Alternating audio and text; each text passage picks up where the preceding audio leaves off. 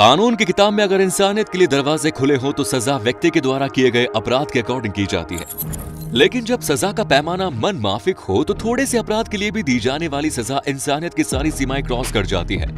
मानवता के लिए सारे दरवाजे बंद हो जाते हैं। आज हम बात कर रहे हैं दुनिया के अलग अलग कोनों में सजा के कुछ उन प्रावधानों के बारे में जो राजाओं महाराजाओं के द्वारा तय किए जाते थे, जिसके बारे में सुनकर आज भी रोंगटे खड़े हो जाते हैं। हमारा आज का वीडियो आखिर तक वो लोग जरूर देखें जिनमें सच को सुनने और सहन करने की हिम्मत है। बच्चे, मानसिक रूप से कमजोर लोगों और जो कमजोर दिल वाले लोग हैं वो एक बार विचार कर लें। वीडियो को जानकारी के दृष्टिकोण से देखना ठीक है, इसीलिए इसे केवल इनफॉर्मल वीडियो समझिएगा।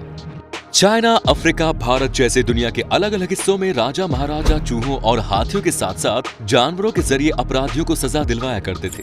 जब उनके पनिशमेंट ऑर्डर को इम्प्लीमेंट किया जाता था, यानी जिन्होंने अपराध किया है उन्हें सजा दी जाती थी, तो इससे वो अपना मनोरंजन किया करते थे। अपराध कई तरह के हो सकते थे। राजतंत्र के अन्याय के खिलाफ आवाज उठाना भी अपराध हो सकता था। आयरन चेयर टॉर्चर, ऐसे अपराधी जो अपराध करने के बाद अपना गुनाह छुपा ले जाते हैं, उनसे पूछताछ के लिए इस आयरन चेयर या चाइनीज चेयर का इस्तेमाल किया जाता था।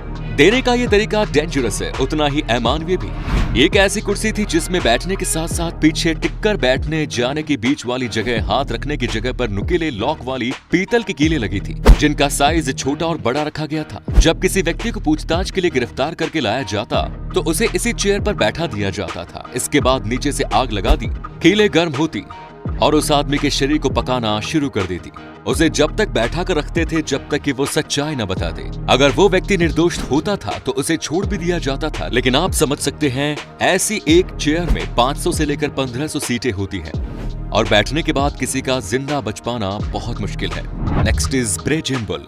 प्राचीन ग्रीस में सजा देने का ये तरीका अपनाया डेंजरस है, उतना ही दिल दहला देने वाला भी। इसमें ब्रोंज मेटल का एक बहुत बड़ा सा बैल होता था जो ऊपर यानी अपनी पीठ की तरफ से खुल जाता था।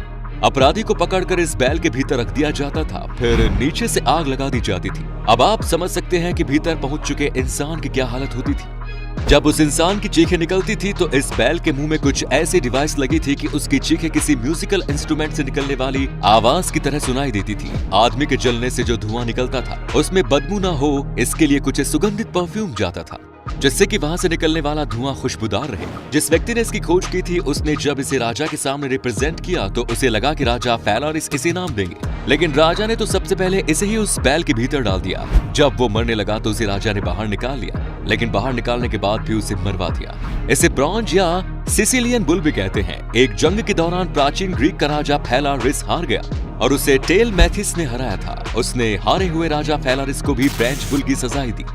ड्यूडोरस सिकोलस की एक पुस्तक बिब्लियोथीसा हिस्टोरिका के अनुसार सजा के इस तरीके की खोज ग्रीक कलाकार फेरिलियोस ने की थी। Next is rate torture. इस सजा की शुरुआत 17वीं शताब्दी में रोम में हुई थी, जहां यूरोप में डच नेता डिडरिक सो ने कैदियों को सजा देने के लिए इस तरह के खतरनाक तरीके की शुरुआत की थी। एक ऐसी सजा थी जिसमें चूहे का इस्तेमाल बड़े ही खतरनाक तरीके से किया जाता था। अपराधी को बेंच पर लिटाकर उसके हाथ पांव बांध दिए जाते थे और फिर उसके पीठ के ऊपर एक लोहे का पिंजरा रख दिया जाता था। लोहे के एक पिंजरे में एक चूहा मौजूद होता था और पिंजरे के ऊपर जलती हुई आग का एक बर्तन रख दिया जाता था, जिसकी वजह से पिंजरा गर्म होता था और चूहे को गर्मी लगती थी। ऐसी सिचुएशन में चूहा पिंजरे से निकलकर भागने के लिए आदमी के शरीर को ही कुतरना शुरू कर देता था। एलिजाबेथ ड्यूक की रोमन कैथोलिक नामक राइटर ने यह आरोप लगाया कि टावर ऑफ लंदन के नीचे थेम्स पूरी तरह से अंधेरा कमरा है।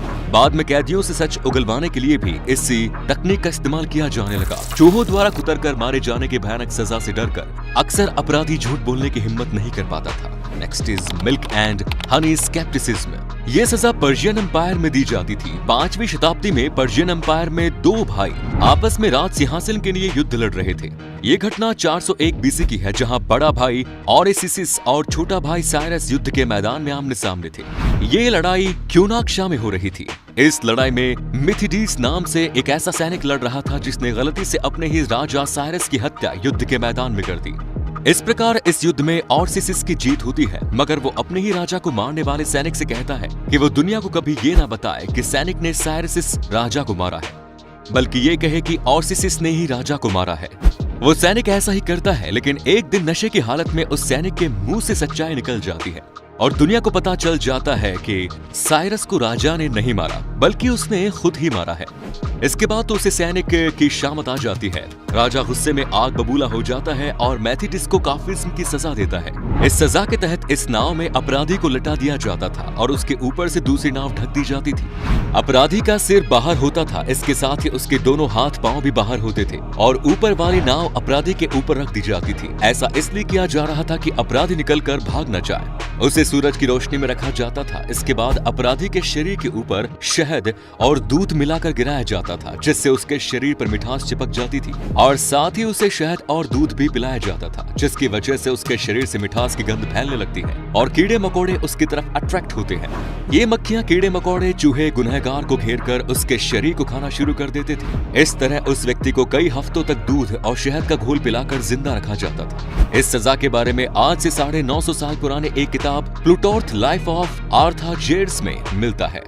मिथ्रिडीज को भी यही सजा मिली और वो इस तरह के दौरान 17 दिनों तक सरवाइव कर पाया और आखिरकार उसकी मौत हो गई। उसकी मौत ब्लड में पॉइजन आ जाने से बताई गई। उसके ब्लड में ये पॉइजन कीड़ों की वजह से आया था। Next is lynching. सजा देने का ये तरीका चीन में इस्तेमाल किया जाता था। इसमें अपराधी के शरीर को हजारों बार अलग अलग जगहों पर काटा जाता था, लेकिन उसके शरीर पर ये कट ऊपरी तौर पर लगाए जाते थे। लीची शब्द 3री शताब्दी की एक किताब जुनसी के 28वें चैप्टर के एक लाइन में इस्तेमाल किया गया।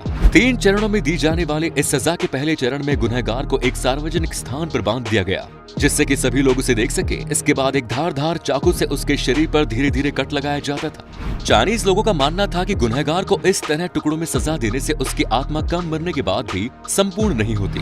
कई बार इस सजा को 3 दिनों तक दिया जाता था। इसमें गुनहगार के शरीर पर 3000 से ज्यादा कट लगाए जाते थे और उसके शरीर के अंगों को धीरे धीरे निकाल लिया जाता था।